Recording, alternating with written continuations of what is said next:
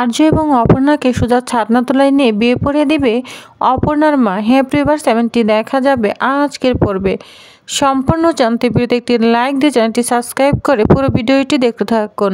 চিরদিনের তুমি যে আমার সিরিয়ালে নতুন পর্বে আজকে আমরা দেখতে পাবো আর্য এবং অপর্ণা ঘরের মধ্যে চলে আসলে তারা সুন্দরী মা সেখানে বলতে থাকে জন্মান্তরের সাথী হয়ে থাকবে ওরা।